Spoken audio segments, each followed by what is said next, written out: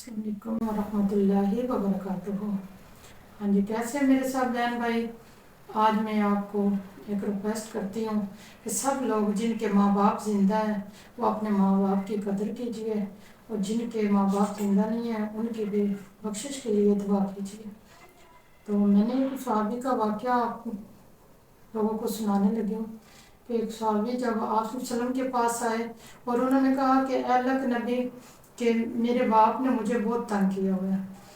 میرے باپ نے کیا کیا کہ آج کھانا بھی میرے کھا گئے، اور پھر میرے کپڑے بھی پہن لیتے ہیں، میرے جوتے بھی پہن لیتے ہیں، اور جو کچھ بھی میرا ہوتا ہے تو وہ کہتے ہیں کہ جو میرے بیٹے کا مال ہے وہ میرا مال ہے۔ اس لیے بیٹے کو غصہ آیا۔ بیٹا کہتا ہے کہ میں آپ صلی اللہ علیہ وسلم کے پاس شکایت لگاتا ہوں۔ تو اس نے آپ صلی اللہ علیہ وسلم کے پاس جب اپنے باپ کی شکایت لگائی تو آپ صلی اللہ علیہ وسلم نے اس کو کچھ نہیں کہا، صرف اتنا بولا کہ اپنے والد صاحب کو صبح میرے پاس لے کر آنا، ان کو جا کے کہنا کہ اللہ کے نبی آپ کو بلا رہے ہیں۔ وہ لڑکا واپس جب گھر گیا اور اس نے کہا کہ ابا جان آپ کو آپ صلی اللہ علیہ وسلم نے بلایا ہے، صبح آپ نے ان کی خدمت میں حاضر ہونا ہے۔ تو وہ ان کے باپ پوچھتے رہے کیوں بلایا، کہتا ہے نہیں آپ ادھر جائیں گے پھر آپ کو پتہ چل جائے گا۔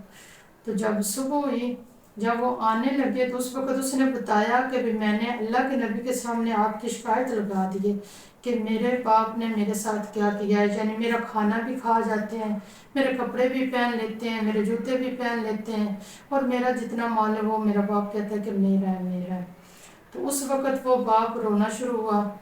وہ باپ روتے روتے روتے جب آپ وسلم کی خدمت میں حاضر ہوئے، سارے راستے روتے آئے، اور جب راستے میں روتے آ رہے تھے تو وہ دل ہی دل میں کچھ کہہ رہے تھے۔ تو حالانکہ انہوں نے زبان سے کچھ نہیں کہا اور نہ ہی کسی کے ساتھ شیئر کیا ہے، ایسے بولتے آ رہے تھے، اور اللہ رب العزت اس معصوم باپ کی، اس ایک دکھی باپ کی ساری کیفیت دیکھ رہے تھے۔ اللہ رب العزت نے فرمایا جبرائیل علیہ السلام کہ اس بندے کے آپ وسلم کے پاس پہنچنے سے پہلے آپ پہنچو کہ میرے پیارے کو جا کے اس کی حق بات بتانا تاکہ میرا پیارا فیصلہ جو کرے وہ اس کے حق میں بہتر ہو۔ اور وہ جو بیچارہ معصوم باپ وہ کیا کہتا آ رہا تھا، وہ بیچارہ روتا آ رہا تھا اور سارے راستے کہہ رہا تھا وہ میرے پاگل بیٹے کہ آپ نے کیا کیا، میں نے اپنی ساری جوانی تیرے اوپر لگا دی، اور میں نے ساری زندگی تجھے کھلایا خود نہ کھایا، اور میں نے ساری زندگی تجھے پہنایا خود نہیں پہنا، اور میں نے ساری زندگی تجھے سلایا میں خود نہیں سویا۔ ایسے کہتے کہتے کہتے چلتا آیا بہت رویا، اور دل میں کہہ رہا تھا اور رو بھی رہا تھا۔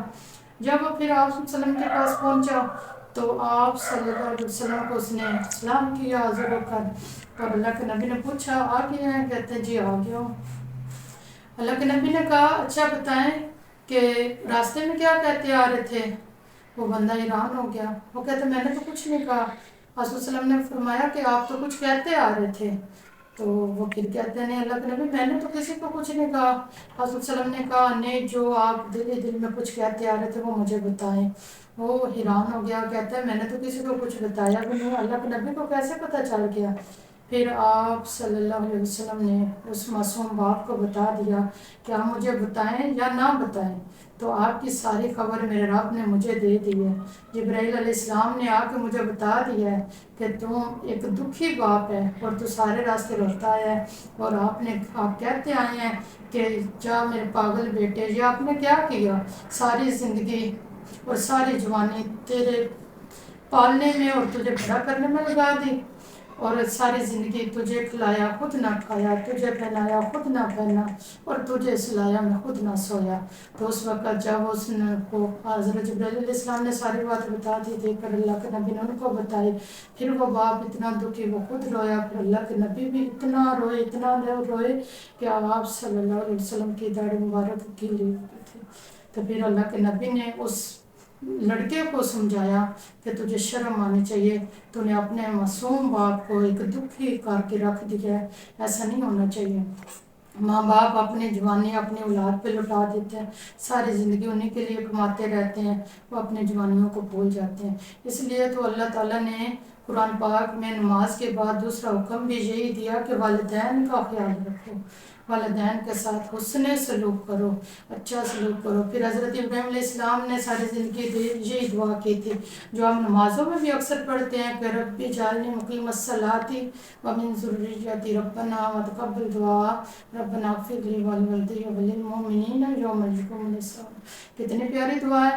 اور ایک اور مقام پہ قرآن پاک میں اللہ رب العزت فرماتے ہیں کہ اپنے والدین کے لیے ایسے دعا کیا کرو کہ رب ارحمہما کما ربیانی صغیرا، یعنی یا اللہ ان دونوں پر رحم فرما۔ اور یہ دعا میں ایسی سکھائی گئی ہے اگر وہ زندہ ہیں تو تب بھی یا اللہ ان پر رحم فرما، اگر وہ دنیا سے چلے گئے ہیں تو یا اللہ ان پر تب بھی رحم فرما، جیسا کہ انہوں نے اپنے بچوں پر ساری زندگی رحم کیا، شفقت سے پالا، نرمی اور پیار سے ان کو پالا۔ سبحان اللہ۔ ہم اپنے رب کے حکم احکامات دیکھیں، ان آیتوں کو ہم دیکھیں، پڑھیں، سیکھیں، اس قرآن کا علم اور اللہ کے نبی کی اتباع کریں تو پھر ہماری کامیابی ہی کامیابی ہے۔ دنیا میں بھی ہمیں کامیابیاں ملیں گی اور آخرت میں بھی ملیں گی۔ اس لیے میری ریکویسٹ ہے سب بھائیوں سے، سب بہنوں سے کہ اپنے والدین کی قدر کیجیے۔ جزاک اللہ خیر۔